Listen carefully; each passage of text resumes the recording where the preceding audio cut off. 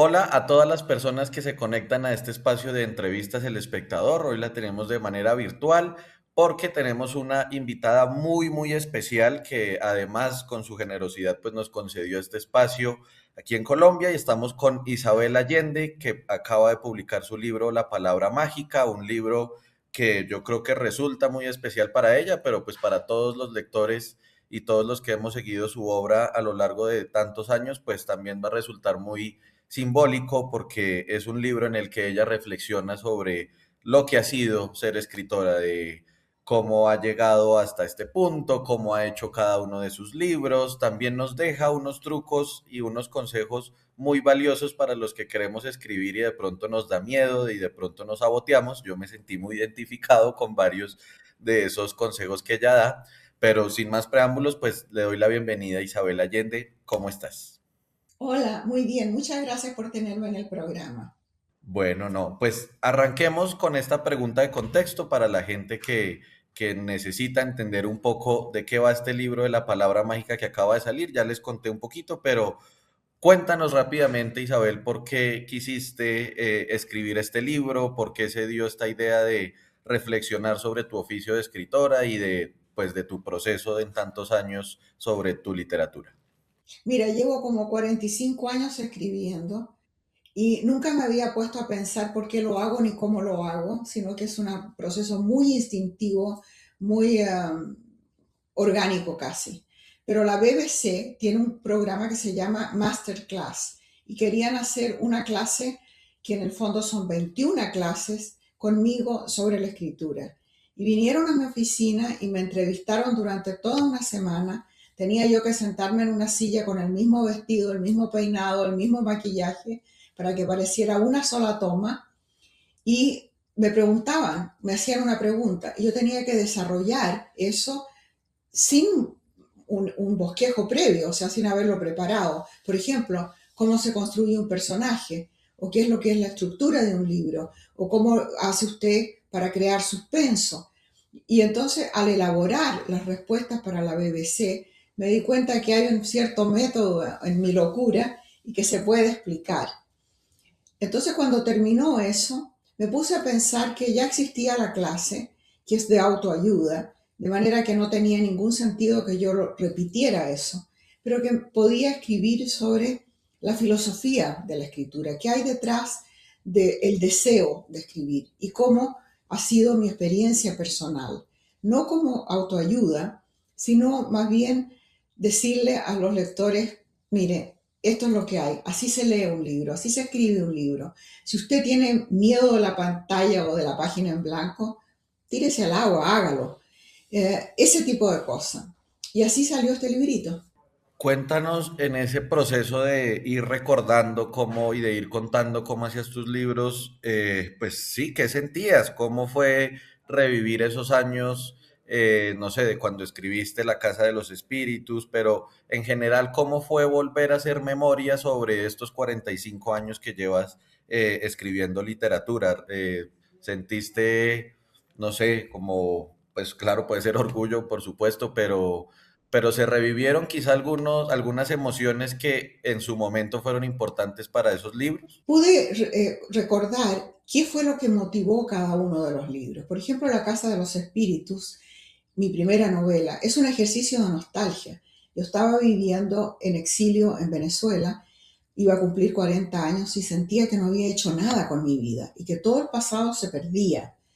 Recuperar ese pasado fue el intento de La Casa de los Espíritus. Y así empecé a acordarme por qué escribí cada libro. Y cada libro tiene una diferente motivación en una diferente etapa de la vida, pero todos nacen del pasado, nacen de la memoria, de la experiencia, de lo vivido, eh, no del futuro ni del presente tanto como de lo que pasó. Y las cosas que me han obsesionado, los demonios que me persiguen, que hay que exorcizar, los traumas que uno quisiera sanar, la gente que uno quisiera recordar, todo eso lo he ido, digamos, recreando en la escritura durante todos estos años. Y al final, cuando terminé, me sentí muy bien porque había podido escribir sin parar, siempre, escribir siempre. Una vez que descubrí con la Casa de los Espíritus, que esa era mi vocación, lo he hecho con una disciplina increíble. Yo misma me maravillo. Empiezo todos los 8, o bueno, el 8 de enero empiezo cada libro. Aunque si no he terminado el otro, bueno, no puedo empezar uno, pero digamos, cada libro empieza el 8 de enero con una disciplina tremenda. Y escribo muchas horas al día y me encanta lo que hago.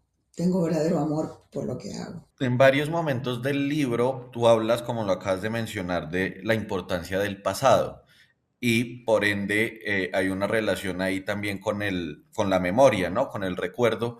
Y quiero preguntarte, o sea, quisiera que ahondáramos un poco más en la importancia que tiene el pasado, la memoria a la hora de escribir, eh, pero también cómo es fiarse de la memoria cuando la memoria precisamente también suele engañarnos muchas veces, y cómo enfrentas tú esa posibilidad de que en la memoria haya vacíos, pero hablemos de esas dos cosas, la importancia del pasado y se me fue la palabra, y ese momento de enfrentarte con la memoria, perdón. Yo creo que depende del género en el cual tú escribes. Si estás escribiendo una novela policial o una novela romántica o una novela de ciencia ficción, por ejemplo, el pasado no es importante. Ahí lo que importa es la imaginación y la investigación. Pero en el tipo de libro que yo escribo, que es más bien literario, eh, el pasado es muy importante, la memoria. Ahora, ¿se puede confiar en la memoria? No, pero no importa, porque lo que importa es cómo tú lo sientes, es cómo tú enfrentas esos recuerdos, no importa si son verdaderos o no. Mira, yo he tenido una experiencia increíble, acabo de terminar una memoria. Eh, y para poder escribir la memoria fui a mi archivo de las cartas que yo le escribía a mi madre. Yo le escribía todos los días a mi mamá. Y en esas cartas le ponía lo que estaba pasando en el día, con la emoción del día. Nunca más volví a leer las cartas, hasta hace poco cuando decidí escribir una memoria sobre 10 años en particular. Y me fui al archivo a buscar esos 10 años. Y me di cuenta de que había olvidado el 90% de lo que yo creía que había pasado, y el 10% que recordaba no pasó así, pasó de una manera diferente, como dice la carta del día, pero yo la recuerdo de otra manera. Entonces, el que no tiene las cartas, lo que tiene es una memoria fallida, pero no importa. Esa es tu memoria, ese es tu pasado, eso es lo que te sostiene. Uno recrea la memoria, la inventa. El proceso entre imaginar y recordar es muy similar en el cerebro. Tú dices también en una parte, la voy a leer, porque me importa, no soy una loca optimista, soy una realista cautelosa y quiero preguntarte qué significa ser una realista cautelosa. Que mira, yo tengo una fundación que trabaja sobre todo con refugiados, con inmigrantes, con gente pobre, con mujeres, las mujeres abusadas, explotadas. O sea que estoy en contacto con una realidad que es brutal. Además de la realidad de las noticias, del hecho de que vivo en Estados Unidos con Trump, todo eso es la realidad. Pero al decir que soy cautelosa, es que no me dejo llevar por, por el pesimismo ambiente, por todo lo malo que pasa. Porque he vivido lo suficiente para saber que todo pasa, todo es transitorio, todo cambia. Y que así como hay fuerzas negativas, hay fuerzas positivas que contrarrestan. Y la humanidad avanza. Entonces, esa manera cautelosa de ser optimista me sirve en la vida. Pero digo cautelosa porque no creo que todo esté bien, ni mucho menos, ni que todo se va a resolver solo. Creo que si las cosas se resuelven es porque uno actúa, es por el trabajo de cada uno. Mira que hace poco hablaba con una autora colombiana que se llama Isabel Botero, ella acaba de publicar un libro y dijo que seguramente los escritores o las escritoras le iban a regañar cuando la escucharan decir que en el libro que publicó no quiso hacerle daño a nadie. Y me acordé de eso porque tú en un momento, cuando hablas de la Casa de los Espíritus, dices, mi abuelo no alcanzaría a recibirla, pero... Ah, no, es un momento, perdón, este no es. Pero que tu mamá te dice que te ibas a ganar muchos enemigos por lo que habías escrito en ese libro. Y me llama mucho la atención esa idea de escribir y asumir el riesgo de hacerle daño a personas cercanas. ¿Cómo es eso? Bueno, no trato de hacerle daño a propósito a una persona, trato de contar una historia. Si esa historia puede dañar a alguien, generalmente cambio el nombre y cambio las circunstancias para que no sea fácilmente identificable. Pero la gente se autoidentifica y a veces ni siquiera están en el libro, pero les parece que yo escribí sobre ellos. Bueno, no puede ser tan cauteloso. Llega un momento en que hay que elegir entre ofender posiblemente a una persona o contar la historia. Yo prefiero contar la historia y ya veré por el camino cómo me las arreglo. Cuando he escrito una memoria, sin embargo, eso no es ficción. Entonces, si ahí yo menciono a una persona con su nombre, tengo que ser muy cuidadosa en lo que digo. Primero tiene que ser verdad y después tiene que ser con una buena intención. No estoy tratando de dañar a alguien. Y después, antes de publicar el libro, yo le muestro el manuscrito a las personas que están mencionadas con nombre y apellido o con el puro nombre. Y si me dicen que hay algo que les molesta, los saco del libro. Ya lo he hecho antes. Prefiero sacar a una persona antes que ofenderla, pero no voy a cambiar mi visión del cuento, o sea, de cómo sucedieron las cosas. Te doy un ejemplo. Cuando escribí La suma de los días, que es una memoria, hay una persona allí que es mi hijastro, que desgraciadamente murió de una sobredosis, pero en aquella época era adicto, y yo puse en el libro que estaba en rehabilitación, que estaba mucho mejor, pero es evidente que era adicto. No quiso él que yo dijera eso, entonces lo saqué del libro y no está mencionado. Pero yo no podía cambiar su personalidad, no podía decir que él era otra persona para dejarlo bien, eso tampoco lo hago. Uno de los capítulos del libro hace una crítica al boom, y tú aquí mencionas a escritoras como Elena Garro, Alba Lucía Ángel y Rosario Castellanos, y tú dices al final de ese Entre párrafo, las muchas, mujeres, entre sí, muchas. muchas otras, de acuerdo. Y hablas de tu caso también ahí incluso, y dices al final de ese párrafo, las mujeres no somos ni siquiera una nota a pie de página en la historia, como si jamás hubiéramos existido. Y quería que habláramos también de esa crítica que haces al boom y de esto que mencionas aquí en este fragmento del libro. Mira, no fue culpa del boom. Los del boom eran todos hombres y fueron descubiertos yo creo que por Carmen Balcells en España. Se creó este gran movimiento que se llamó el boom de escritores fabulosos. Eran todos hombres. No porque las mujeres no estuvieran escribiendo en América Latina, sino que no fueron incluidas. Y los hombres del boom y en general los autores se ayudan unos a otros, se recomiendan, escriben recomendaciones, escriben prólogos, pertenecen a una especie de club virtual en el cual todos van juntos. Las mujeres no tienen eso. Ahora lo tenemos un poco, pero en aquella época no estábamos incluidas. Y eso también está eh, agravado por el hecho de que la crítica trata a las mujeres con poco respeto, si es que las critica. Los profesores no las enseñan. No son, los libros no son ni siquiera optativos a menudo en la escuela o en la universidad.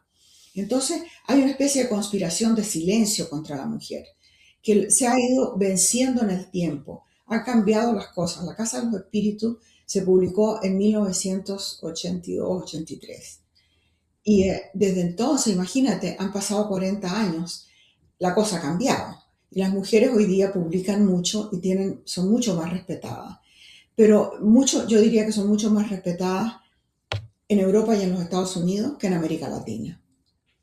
Aunque ahora hay fabulosas escritoras jóvenes. Dices acá también en otra parte, cualquiera puede escribir una primera buena novela, una afirmación de Carmen que te dio hace muchos años, porque en ella vuelca todo lo que tiene. El escritor se prueba en el segundo libro y los que siguen. Y ahí tú incluyes también un diálogo con Paula, donde ella dice, dile a tus estudiantes que escriban una mala novela en una clase que estabas dictando, porque así pierden miedo a la escritura. Y tú, como lo habíamos dicho al principio, pues siempre que terminas un capítulo en el libro dejas consejos o trucos para escribir.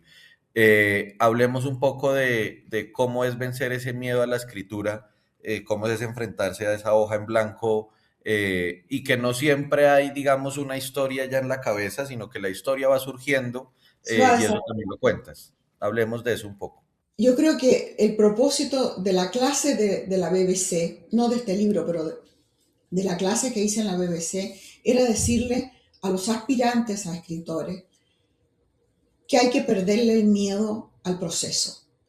Hay que hacerlo con alegría, con naturalidad y después se va arreglando por el camino. Siempre se puede editar una mala página, pero una página en blanco no se puede editar.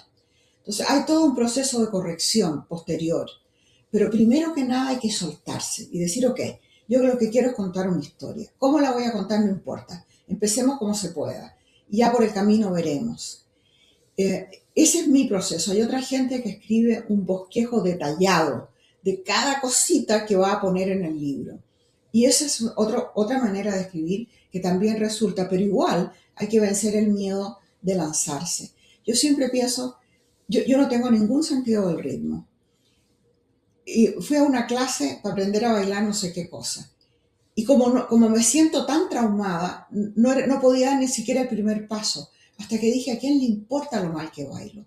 Da lo mismo. Lo importante es meterme en el grupo y ver si soy capaz de seguir. Y si no soy capaz, ya veré cómo me las arreglo. Pero hay que tirarse de cabeza a hacer lo que uno desea hacer. Y ya después, ya veremos. También hay una buena parte del libro en el que hablas de Paula, del libro, y también por supuesto de tu hija y de lo que fue pues todo lo que viviste con ella. Y quisiera también que tocáramos ese punto, sobre todo por lo que significó haberse permitido afrontar y atravesar el duelo por tantos años y después decir, voy a escribir a partir de lo que viví y de lo que sentí todos estos años y de lo que pasó con Paula. Hablemos de esa parte también del libro. Cuando escribí Paula, mi hija murió el 6 de diciembre de 1992. Y yo empiezo mis libros el 8 de enero.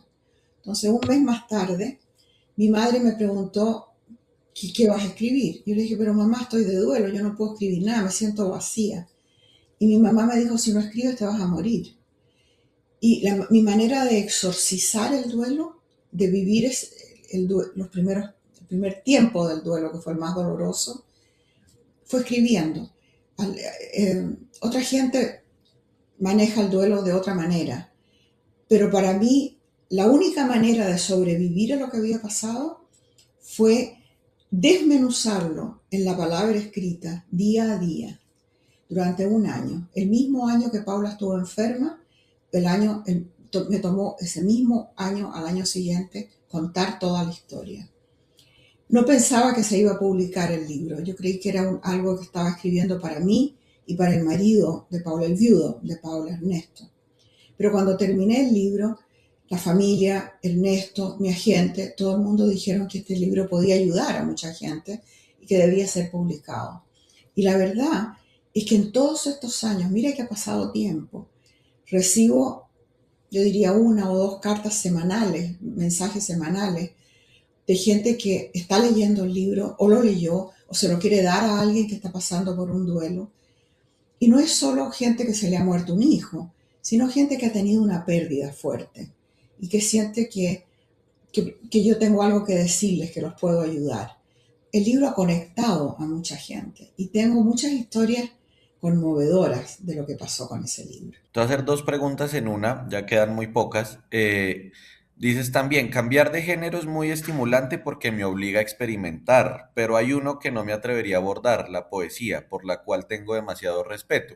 Las dos preguntas chiquitas de esto es, además de que ya dices que acá es estimulante, ¿con cuál género igual te sientes muy, si hay alguno, quizá, no sé, como que te divierta más o con el que te sientas más cómoda? Y lo otro es, ¿a qué se debe ese respeto que tienes por la poesía? Bueno, el respeto que tengo por la poesía es lo mismo que te decía, que no tengo sentido del ritmo.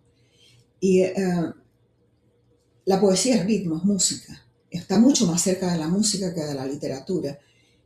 Entonces me siento incapaz, la puedo apreciar, como puedo apreciar la música, pero no la puedo escribir. Y el género que me siento más cómoda es la novela histórica. ¿Por qué? Porque al hacer la investigación para una novela histórica, tengo que investigar qué pasó, en qué momento y dónde.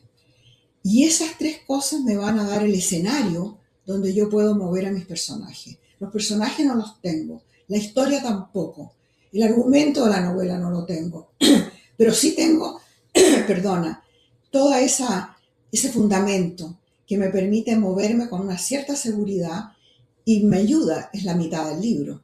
Entonces ese género me siento muy cómodo y me encanta, pero tengo que encontrar un momento histórico o un personaje histórico que realmente me apasione. Por ejemplo, Inés Suárez, que fue a la conquista de Chile en 1542. Ese personaje fantástico, la única mujer española que llegó a la conquista de este lugar que quedaba en el fin del mundo. O un momento histórico determinado, como es la revuelta de los esclavos en Haití en el 1800. Entonces, esas son las, los la, las historias que me agarran, y como viene ya la mitad del libro escrito por los hechos que hay que respetar, trabajo rápido con eso. Listo, nos quedan tres preguntas y terminamos. Te hago entonces la antepenúltima. También dices, podemos concluir que quienes controlan la narrativa o cuentan la historia tienen poder. Esto es obvio en la política, en los medios de comunicación y en muchos otros aspectos de la sociedad como el arte.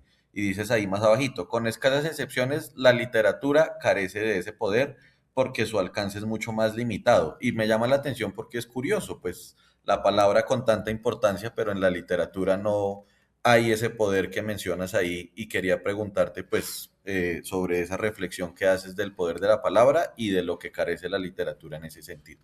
Mira, la literatura, perdóname, la literatura requiere lectores, requiere una persona que esté dispuesta a pasar horas en ese texto. Y eso cada vez hay menos. La gente cada vez quiere más las cosas resumidas, rápidas, en lo posible en la pantalla, visuales. Entonces, el poder que tiene la literatura de cambiar a la opinión pública es limitado. Y eso sucede en el tiempo generalmente, no en el momento. Para mí el ejemplo más notable de un libro que tiene un impacto inmediato es La cabaña del tío Tom, que fue escrita en un momento en que la esclavitud en Estados Unidos se discutía solo en los círculos abolicionistas. Ya estaban en de que era una cosa horrible, pero la mayor parte del público ni siquiera pensaba en eso, hasta que aparece el libro. Y la gente toma el libro sin saber que ese libro les va a cambiar la vida, porque les dio una perspectiva sobre la esclavitud a través de un personaje de ficción, que es el tío Tom, que ellos nunca habían pensado. Y se creó una conciencia nacional de que este era el pecado de un país, el pecado de una nación, y que había que eliminarlo. Y eso pasó a ser una discusión en todas las casas, en todas partes se hablaba de esto. Ahora, eso sucede muy rara vez con un libro. Ahora, hay libros que tienen impacto en el tiempo. Hay, por ejemplo, libros feministas que se han escrito y no cambian la situación de la mujer en el momento, pero van acumulando argumentos y en el futuro uno puede mirar para atrás y decir, vaya, este libro fue precursor del movimiento feminista. Pero en el momento es muy difícil. Por eso digo que el poder de la narrativa en la literatura es menor que el de la narrativa, por ejemplo, en la televisión. Tú ves en la televisión las noticias falsas que dan y la gente lo cree. O sea, el poder de difusión que tiene una pantalla, o que tiene el cine, o que tiene una miniserie, incluso una telenovela, es brutal, porque alcanza a mucha gente. Listo. Penúltima pregunta. Dices, nunca uses la ficción como un medio para predicar a los lectores. Y esto es interesante, ¿no? Como que, por ejemplo, la gente suele confundir que los escritores o la literatura o el arte tienen un grado de moralidad, pero resulta que en las obras no se predica una moral o no se intenta, pues, inducir a alguien a algo. Hablemos de esa idea que mencionas ahí en el libro. Yo creo que el autor o la autora están entre líneas. La persona que tú eres, los valores que tienes, aquello en lo cual crees, aparece tarde o temprano entre líneas. ¿Por qué escogiste esa historia y no otra? ¿Por qué quieres que esos personajes digan esto y no lo otro? Porque en el fondo estás explorando algo de ti mismo. Pero de ahí a dar un mensaje, eso no se puede hacer en la ficción. Ahora, yo puedo escribir un libro sobre cómo es la situación de los esclavos en Haití y crear toda una historia. Y el lector o la lectora van a sacar de ahí lo que quieran. Pero yo no les puedo decir, mire, la esclavitud es mala, es pésima, los amos eran unos sádicos, no, todo eso tiene que, no se puede decir. Eso tiene que quedar en el aire para que quien quiera lo pesque o no.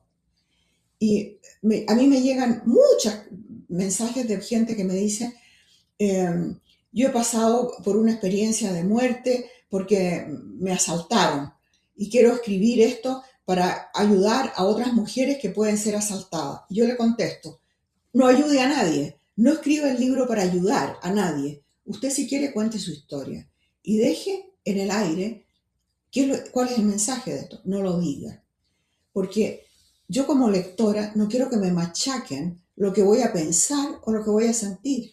Eso tiene que desprenderse del texto, si el texto está bien escrito.